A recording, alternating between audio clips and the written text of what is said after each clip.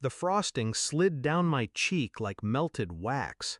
Strawberry, cream, humiliation, smearing across my skin while the room roared with laughter.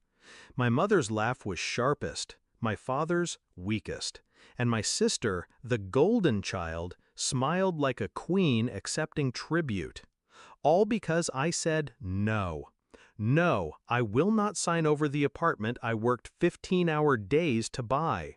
No, I will not hand $300,000 to the sister who never worked a day in her life. For that, I was branded selfish, a greedy egoist. And then the cake flew. I wiped my face slowly. My heartbeat was steady.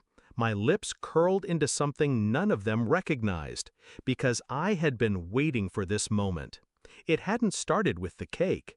It started years earlier when I noticed the shift. My sister always wanted more. The bigger room, the newer car, the larger slice.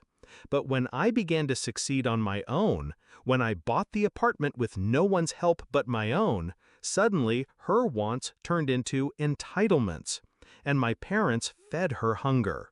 Every dinner became a chorus of, "Why can't you share? She's your sister. Don't be cruel." But I watched her smirk across the table each time they scolded me. That's when I understood. This wasn't about family. It was about ownership.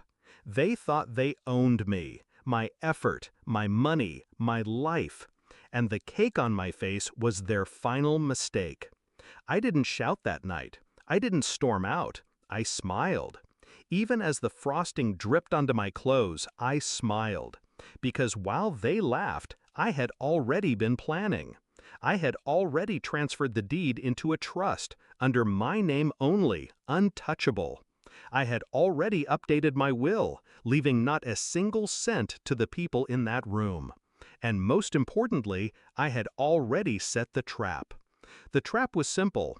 Let them think they'd won. A week later, I called my parents and told them I was considering signing the apartment over to my sister, on one condition.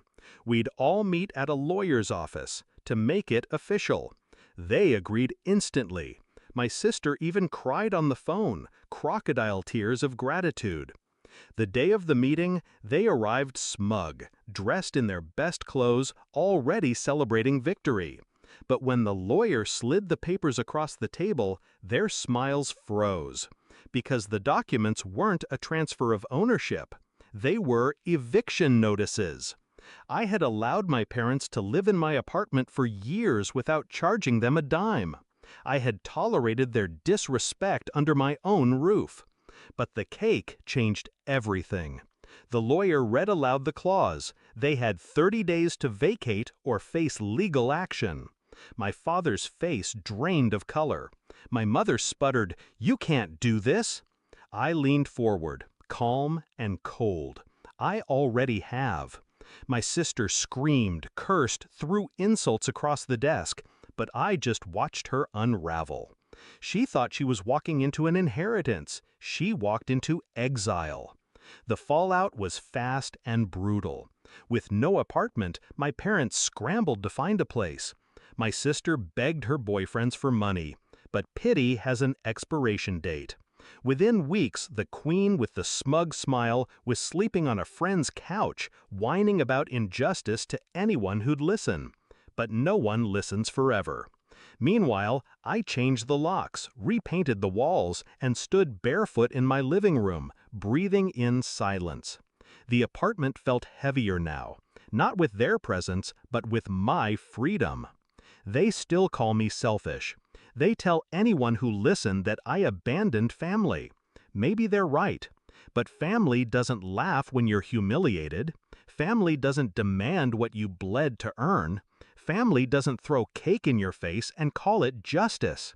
So I became what they accused me of. Greedy, egoist, unapologetic. Because in the end, it wasn't just about the apartment.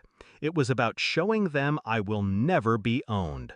When I wiped the frosting off my face that night, I didn't just clean my skin. I wiped away the last trace of loyalty I had to people who never deserved it. And in that moment, something in me hardened. Not cruel, not bitter, just untouchable. So let them spit my name with venom. Let them choke on their resentment. I'll be here, in the home they tried to steal, drinking wine by the window, smiling at the city lights, while they live with the taste of their own downfall.